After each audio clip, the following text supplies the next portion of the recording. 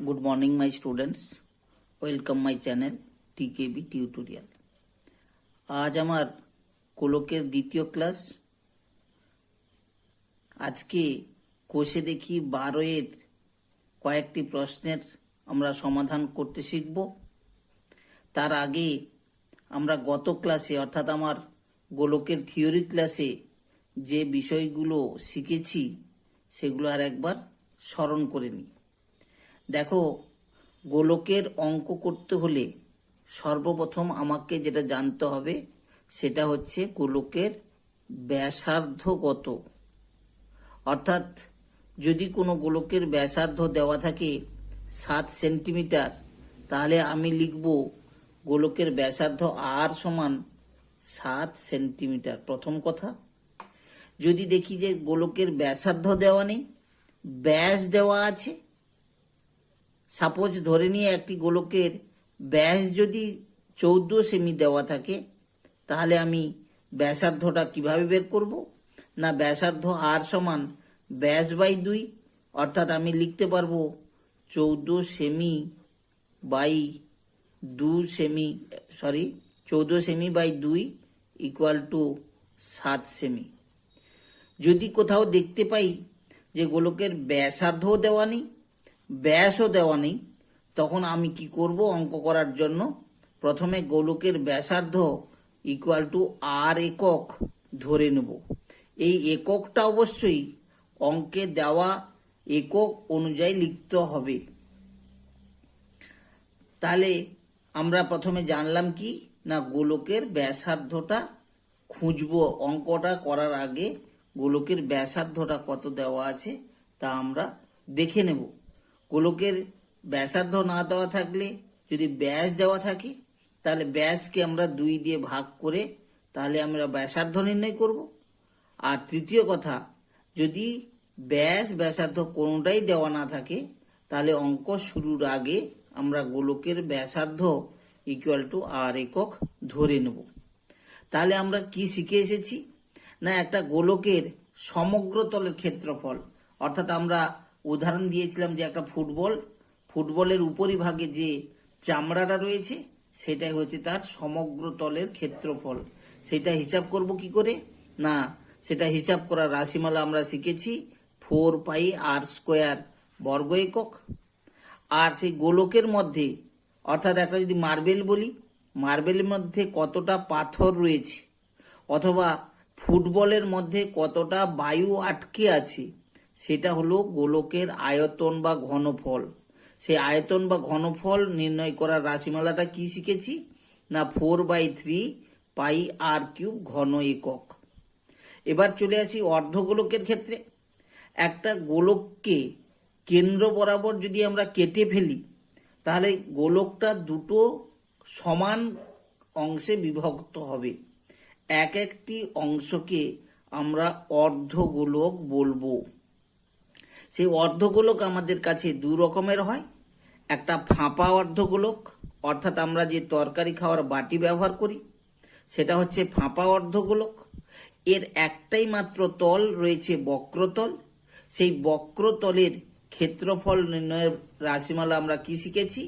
না, 2 পাই আর স্কোয়ার বর্গ একক। কিন্তু এরকম গোলাকৃতি যদি আমরা একটা তরমুজ ভাবি, তাকে যদি অর্ধেক করি, তাহলে কি পাবো? একটা নিরেট অর্ধগোলক পাবো। এই নিরেট অর্ধগোলকের আমরা 2টো তল দেখতে পাবো। যে তরমুজের লাল অংশটা সেটা হচ্ছে সমতল বৃত্তাকার, আর তরমুজের উপরিভাগে অর্থাৎ সবুজ অংশটা সেটা হচ্ছে বক্রতল। তাহলে সেই বৃত্তাকার সমতল বের করার রাশিমালা কি শিখেছি? না, পাই আর স্কোয়ার বর্গ একক।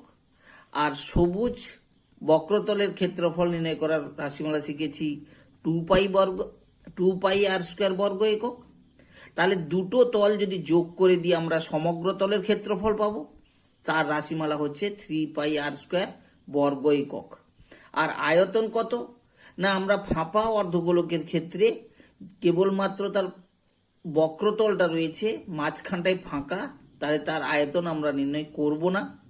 নিরেট অর্ধগোলকের ক্ষেত্রে আয়তনটা আমরা নির্ণয় করব 2/3 পাই আর কিউব ঘন একক এই রাশিমালা দ্বারা।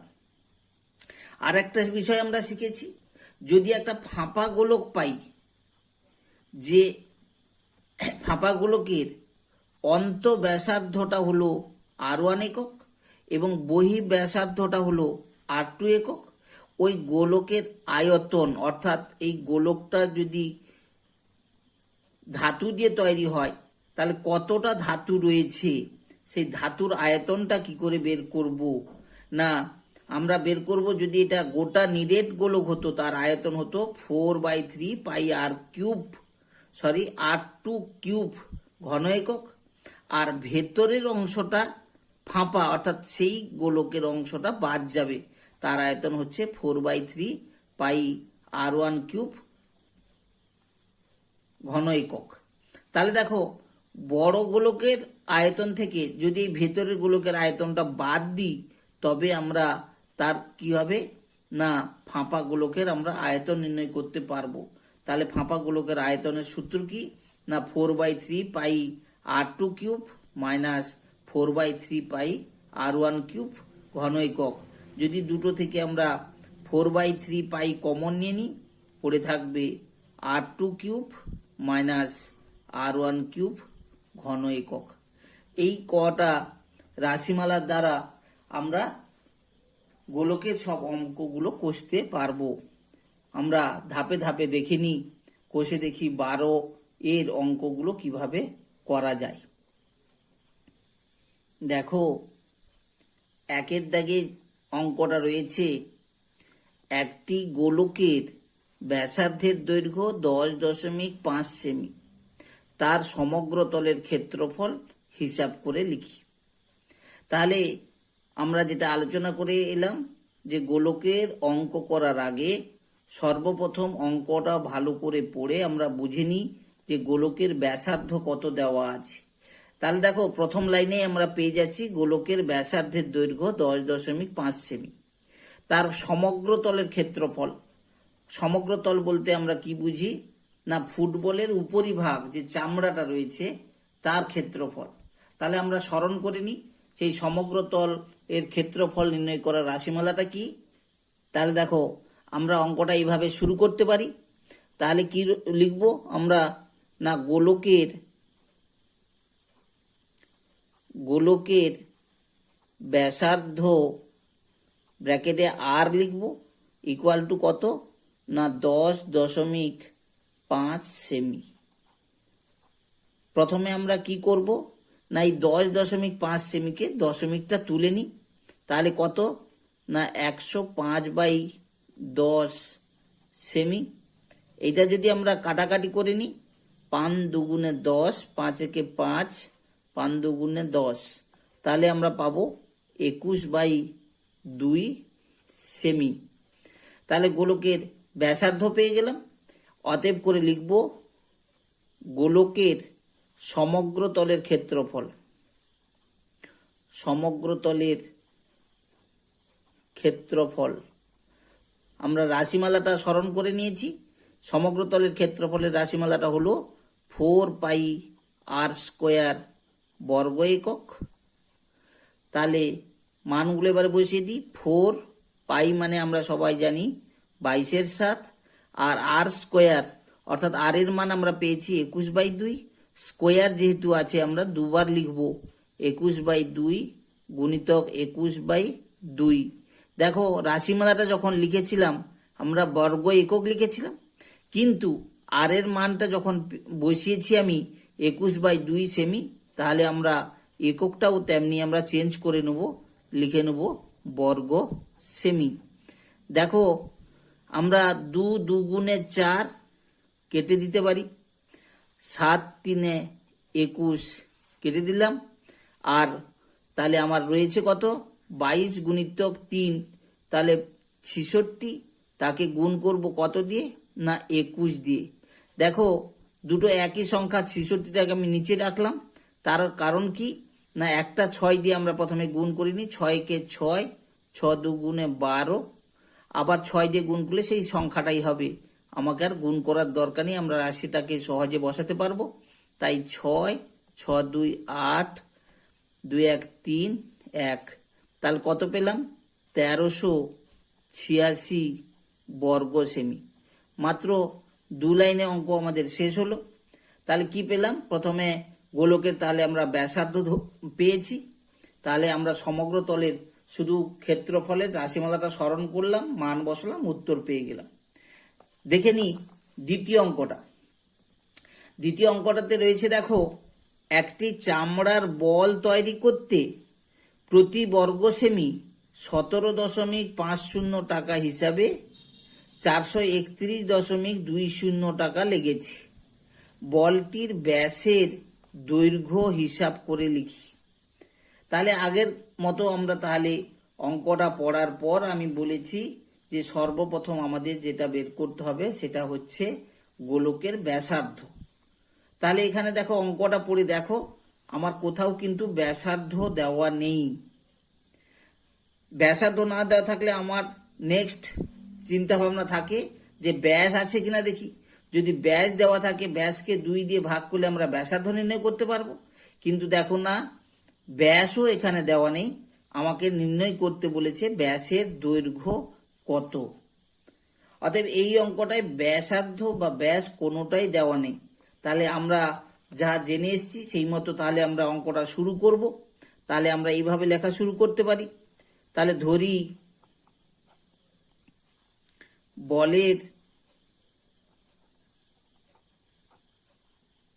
ব্যাসার্ধ ইকুয়াল টু আর, একক না বসিয়ে তাহলে দেখো এখানে দেওয়া আছে বর্গ সেমি, কথাটা দেওয়া আছে। তাহলে দৈর্ঘ্যের একক সেমি, তাহলে ধরি বলের ব্যাসার্ধ আর সেমি।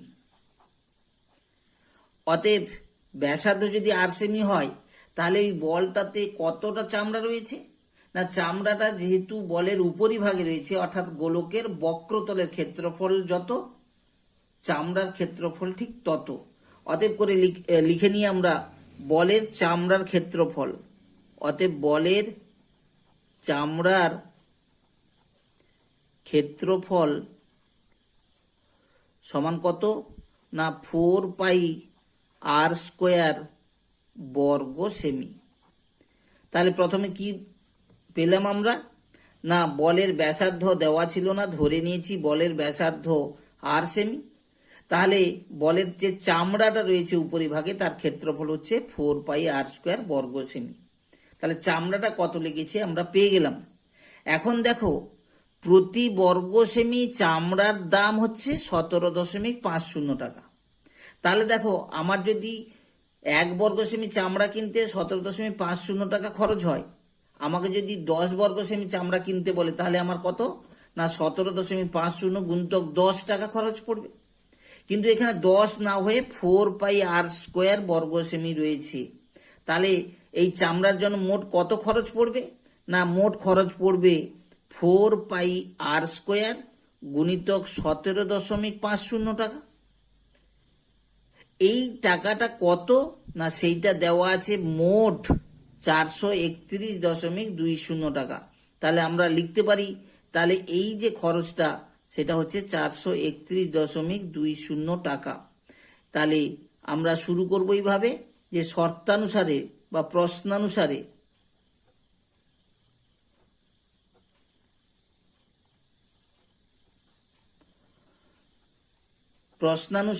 4 পাই আর স্কোয়ার গুণিতক 17.50 ইকুয়াল টু 431.20। তাহলে আমরা সরল করে নিই, বা 4 ইন্টু পাইয়ের মান আমরা জানি 22/7, আর এর মান আমার কাছে অজানা, আর স্কোয়ার বসে থাকলো। এটাকে আমরা যদি দশমিক তুলে নিই 17/50/100, ডান পাশটাকেও আমরা দশমিক তুলে নিই 431.20/100। তাহলে দেখো বাম পাশে আমার অজানা রাশিটা রয়েছে আর স্কোয়ার, শুধু আমরা আর স্কোয়ারটা বাম পাশে রাখবো, আর বাম পাশে সমস্ত রাশিমালাকে আমরা ডান পাশে নিয়ে যাব। তাহলে আগে ডান পাশে যেটা আছে সেটা লিখে নিই, 431.20/100। দেখো 4টাকে আমি যদি সে পাশে নিয়ে যাই তাহলে ভাগ হবে। ভাগ হলে আমরা কি লিখবো?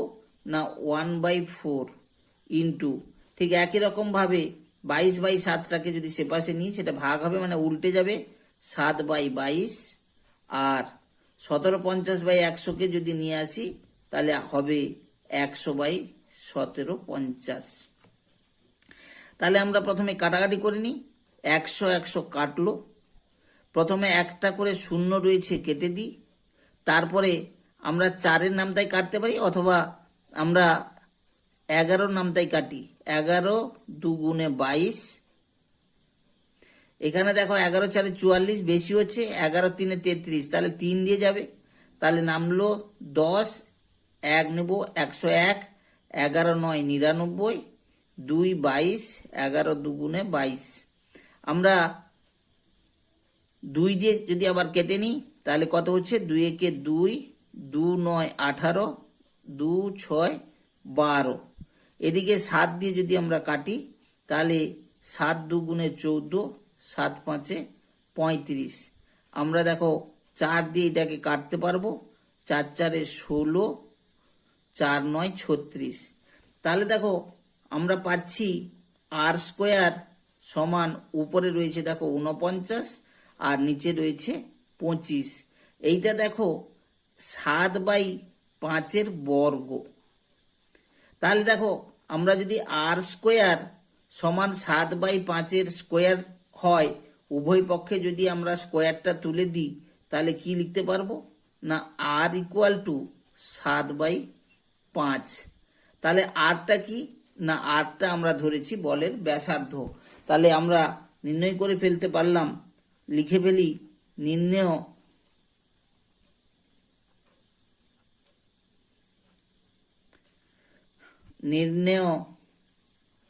বলের ব্যাসার্ধ r = 7/5, এককটা খেয়াল রাখবো, 7/5 সেমি। অঙ্কে মনে রাখবে প্রতিটা লাইনে কিন্তু একক বসাতে হবে। অতএব ব্যাস সমান কত না, ব্যাসার্ধের দ্বিগুণ ব্যাস, তাহলে 7/5 × 2 সেমি। তাহলে আমরা পাবো 7 2 × 14/5 সেমি। আমরা ভাগ করে নিলে পাবো 2.8 সেমি। তাহলে আমরা 2-এর দাগে অঙ্কটা সবাই বুঝে নিতে পারলাম। দেখো 3-এর দাগে যে অঙ্কটা রয়েছে, স্কুলে শর্টপাট খেলার জন্য যে বল ব্যবহার করা হয় তার ব্যাসের দৈর্ঘ্য 7 সেমি। বলটিতে কত ঘন সেমি লোহা আছে তা হিসাব করে লিখি। তাহলে দেখো অঙ্কটা পড়ে আমরা দেখতে পেলাম যে বলটার ব্যাস দেওয়া আছে, তাহলে আমরা সহজে ব্যাসার্ধ নির্ণয় করে নিতে পারবো। আর ব্যাসার্ধ পেয়ে গেলে বলটিতে কত ঘন সেমি লোহা আছে, অর্থাৎ সেটা হচ্ছে বলের আয়তন বা ঘনফল। তার রাশিমালাটা আমরা স্মরণ করে নিই, যে গোলকের আয়তনের রাশিমালাটা হলো 4/3 পাই r³ ঘন একক। তাহলে আমরা অঙ্কটা তাহলে এইভাবে শুরু করতে পারি। তাহলে শর্টপাট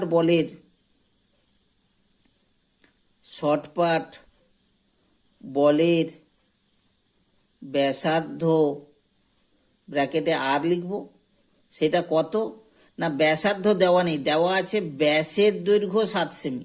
তাহলে ব্যাসার্ধ হবে 7/2 সেমি। অতএব করে লিখে নেব শর্টপাট বলের লোহার আয়তন সমান কত না, রাশিমালাটা আমরা স্মরণ করে নিয়েছি, 4/3 পাই r³ ঘন একক। মানগুলো আমরা বসিয়ে নিই, তাহলে কত বসাবো না, 4/3 পাইর মান তো আমরা সবাই জানি 22/7, r³ আর এর মান দেখো পেয়েছি 7/2। যেহেতু কিউব রয়েছে আমরা 3 বার গুণ করে নেব, 7/2 × 7/2 × 7/2 ঘন সেমি। তাহলে দেখো সরল করে নিই, তাহলে কত পাচ্ছি না, আমরা একটা 7 কেটে দিতে পারি, 2 2 × 4 কেটে দিলাম, আর একটা 2 দিয়ে কাটলে 11 পেলাম। তাহলে দেখো উপরে রয়েছে আমার 7 × 7 × 11 আর নিচে রয়েছে 3। তাহলে আমরা কি করব, 7 × 7 = 49, তাকে 11 দিয়ে গুণ করব। তাহলে কত হলো 49, 49, তাহলে 9, 9 × 4 = 13, 3 হাতে 1, তাহলে কত পেলাম 539 আর নিচে রয়েছে 3 ঘন সেমি। 3 দিয়ে যদি ভাগ করি, 3 × 3 = 2, 23, 3 × 7 = 21, 2 × 29, 3 × 9 = 27, 2/3 ঘন সেমি। তাহলে দেখো এই অঙ্কটা মাত্র 2 লাইনের অঙ্ক। তাহলে প্রথমে শর্টপাট বলের ব্যাসার্ধ আরটা লিখলাম, আর তাহলে লোহার আয়তনটা আমরা সূত্র বসিয়ে দিতেই আমরা নির্ণয় করে নিতে পারলাম। দেখো 4-এর দাগে অঙ্কটা, 28 সেমি দৈর্ঘ্যের ব্যাস বিশিষ্ট একটি নিরেট গোলক জলে সম্পূর্ণভাবে নিমজ্জিত করলে যে পরিমাণ জল অপসারিত হয় তাহা নির্ণয় করি। তাহলে ঘটনাটা আগে বুঝি, তাহলে আমরা অঙ্কটা সহজে করে নিতে পারবো। ধরে নাও একটা গামলায় কানায় কানায় জল আছে, কানায় কানায় জল ভর্তি আছে। আমি যদি গামলায় একটা গোলক নিমজ্জিত করি, তাহলে দেখব যে গামলা থেকে কিছুটা জল উপচে পড়লো। সেই কতটা জল উপচে পড়লো, অর্থাৎ কতটা জল অপসারিত হবে না, যে এই গোলকটা যেটুকু জায়গা দখল করবে তার সমপরিমাণ জল অপসারিত হবে। তাহলে গোলকটা যে পরিমাণ জায়গা দখল করছে সেটা হচ্ছে গোলকের আয়তন। তাহলে আমরা দেখো অপসারিত জলের আয়তনটা কত কিভাবে পাবো না, এই বলের যদি আমরা বা গোলকটার যদি আমরা আয়তন বের করতে পারি, সেই আয়তন যতটা পাবো অপসারিত জলের আয়তন ঠিক ততটাই হবে। তাহলে অঙ্কটা আমরা এইভাবে শুরু করব। কি লিখব, নিরেট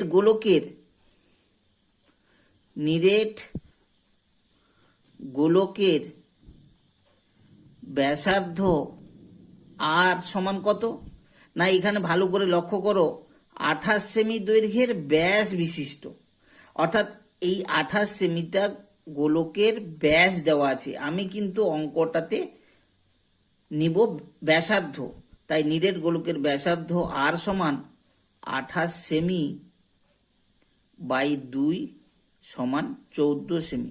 তাহলে ব্যাসার্ধ পেয়ে গেলাম। অতএব যেমন ধারণা নিয়েছি সেইভাবে তো আমরা শুরু করব। অতএব নিরেট গোলকের আয়তন সমান, রাশিমালাটা আগে লিখে নিই, 4/3 পাই r³ ঘন একক সমান, মানগুলো আমরা বসিয়ে দিই, 4/3 পাই মানে 22/7, r³ মানে আমরা 14 পেয়েছি, 14 × 14 × 14 ঘন সেমি। আমরা একটা মাত্র 7 কাটতে পারবো, 7 × 2 = 14, আর কিন্তু কোনো কাটাকাটি হচ্ছে না। তাহলে দেখো অনেকগুলো সংখ্যা আমাদের গুণ করতে হবে। আমরা মুখে মুখে যতদূর পর্যন্ত গুণ করতে পারি আগে করে নিই।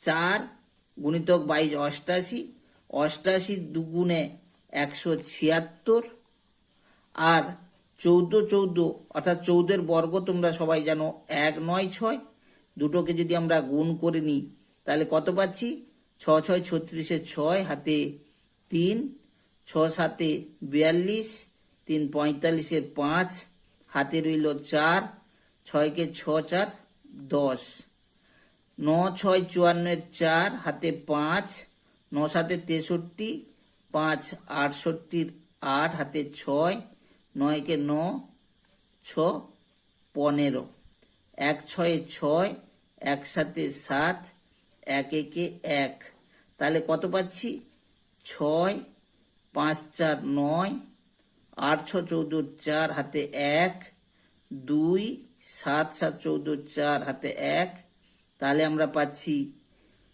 34,496, 34,496 বাই 3 ঘন সেমি। আমরা ভাগ করে নিই, 3 × 3 3 একে 3, 14, 3 4 12, 2 29, 3 9 27, 2 26, 3 8 24, 2 এর 3 ঘন সেমি। তাহলে উত্তরটা আমরা কিভাবে লিখব? অতএব নিরেট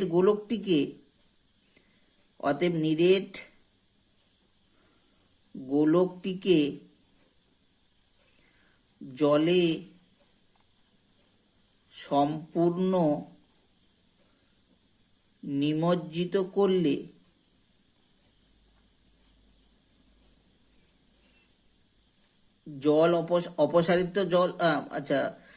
নিরেট গোলকটিকে জলে সম্পূর্ণ নিমজ্জিত করলে অপসারিত জলের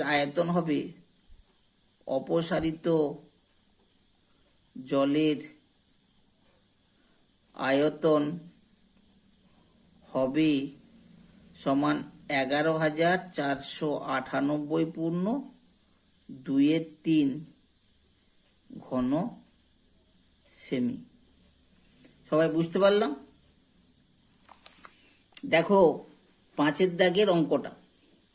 কোনো গোলাকার গ্যাস বেলুন ফোলাবার সময় তার ব্যাসার্ধের দৈর্ঘ্য 7 সেমি থেকে 21 সেমি হলে বেলুনটির পূর্বের এবং পরের সমগ্র তলের ক্ষেত্রফলের অনুপাত নির্ণয় করি।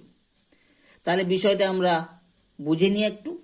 যে দেখো একটা গোলাকার বেলুন যখন আমরা ফোলাইনি, এরকম দেখো ছোট অবস্থায় থাকে। আমরা বেলুনটাতে যখন গ্যাস ঢুকিয়ে দিই, বেলুনটা অনেকটা বড় হয়ে যায়। তাহলে এখানেও ঠিক সেইটা দেওয়া আছে যে যখন ফোলানো হয়নি তখন তার ব্যাসার্ধ ছিল 7 সেন্টিমিটার। ফোলানোর পর বেলুনটার ব্যাসার্ধ হয়ে গেল 21 সেন্টিমিটার। বলছে ফোলানোর আগে এই গোলক আর ফোলানোর পরে হচ্ছে এই গোলক, তাদের বক্রতলের সমগ্রতলে অর্থাৎ বক্রতলের ক্ষেত্রফলের অনুপাত কত। তাহলে দেখো আমরা কিভাবে অঙ্কটা কষবো। তাহলে আমরা লিখে নিই এইভাবে যে বেলুন ফোলানোর পূর্বের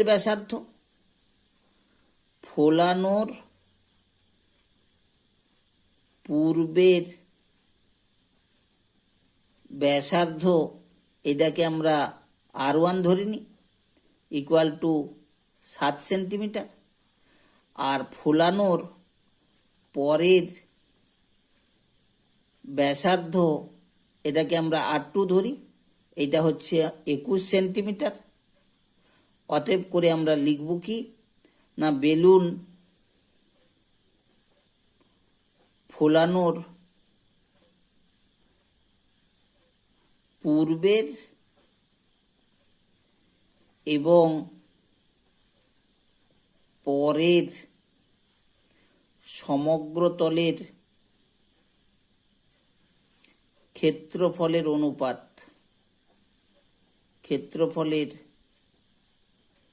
অনুপাত সমান।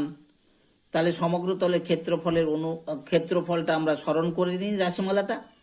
না দেখো, ফুটবলের বক্রতলের ক্ষেত্রফল, মার্বেলের উপরিভাগের ক্ষেত্রফল, সেটা হচ্ছে সমগ্রতল। সূত্রটা আমরা এতক্ষণ অঙ্ক করলাম, 4 pi R1 square is two বড় গোলকের ক্ষেত্রে হবে 4 পাই R2 স্কোয়ার বর্গ একক। তাহলে দেখো অনুপাতটা পাবো আমরা 4 pi R1 square is to 4 pi R2 square. দেখো কি পাচ্ছি, দুটোতে 4 4 কেটে গেল, পাই পাই কেটে গেল। R1 এর মান আমরা বসিয়ে ফেলি, 7 ইন্টু 7 ইস টু 21 ইন্টু 21। দেখো পাশাপাশি আমরা কাটাকাটি করতে পারি অনুপাতে, 7 একে 7, 7 3 21, 7 একে 7, 7 3 21। তাহলে আমরা পাচ্ছি 1:9। তাহলে দেখো এটাও আমরা 2 লাইনে করতে পারলাম। তাহলে ফোলানোর পূর্বের ব্যাসার্ধ R1 ইকুয়াল টু 7 সেমি, ফোলানোর পরের ব্যাসার্ধ R2 ইকুয়াল টু 21 সেমি। অতএব বেলুন ফোলানোর পূর্বের এবং পরের সমগ্র তলের ক্ষেত্রফলের অনুপাত আমরা রাশিমালাটা বসিয়ে দিলেই আমরা উত্তরে পৌঁছাতে পারলাম। নেক্সট 6 দাগে অঙ্কটা দেখে নিই। দেখো 6 দাগে রয়েছে অর্ধ গোলাকৃতি একটি বাটি তৈরি করতে 127.2 বর্গ সেমি পাত লেগেছে, বাটির মুখের ব্যাস নির্ণয় করি। তাহলে দেখো অর্ধ গোলাকৃতি বাটি, অর্থাৎ আমরা একটা ছবি এঁকে নিই। দেখো এইটা আমাদের কাছে অর্ধ গোলাকৃতি বাটি। এই বাটি তৈরি করতে পাত বলতে তার বক্রতলের ক্ষেত্রফল যতটা ততটাই তার পাত লেগেছে। কেন? এই বাটিটা তো ফাঁকা রয়েছে, এর মুখটা ফাঁকা, অতএব পাত বলতে কেবল তার বক্রতলের ক্ষেত্রফল। তাহলে দেখো অর্ধগোলকের আমরা বক্রতলের ক্ষেত্রফলের রাশিমালাটা একটু স্মরণ করে নিই। না, একটা গোলকের বক্রতলের ক্ষেত্রফল হচ্ছে 4πr², অর্ধগোলকের বক্রতলের ক্ষেত্রফল হচ্ছে 2πr²। তাহলে দেখো আমার 2πr² যেটা সেটাই হচ্ছে পাত। এখন দেখে নিই এই অর্ধগোলকের অঙ্ক করতে হলে ব্যাস বা ব্যাসার্ধ কোনোটাই দেওয়া নেই। তাই আমরা 2 দাগের অঙ্ক যেমনটি করেছি ঠিক সেই মতোই আমরা ধরে নিই যে অর্ধগোলাকৃতি বাটির মুখের ব্যাসার্ধটা হলো আর সেমি। তাহলে অঙ্কটা আমরা এইভাবে শুরু করব। ধরি অর্ধ গোলাকৃতি বাটির মুখের ব্যাসার্ধ ইকুয়াল টু আর সেমি। অতএব দেখো যদি মুখের ব্যাসার্ধ পেয়ে যাই তাহলে বাটিতে কতটা পাত রয়েছে আমরা নির্ণয় করে ফেলতে পারবো। অতএব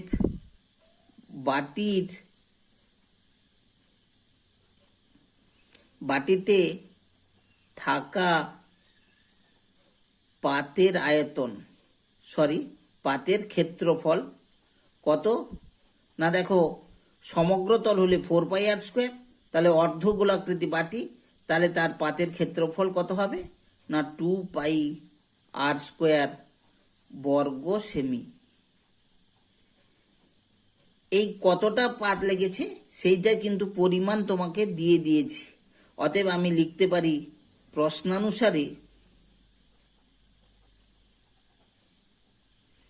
আমি পাতের ক্ষেত্রফল বের করেছি 2πr² বর্গ সেমি, সেইটাই হচ্ছে 127.2 বর্গ সেমি। তাহলে এই দুটো সমান, তাহলে সরল করে নিই আমরা।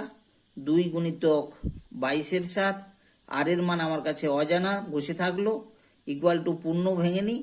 7 7 49, 2 51 1 হাতে 5, 12 7 84, 5 89/7।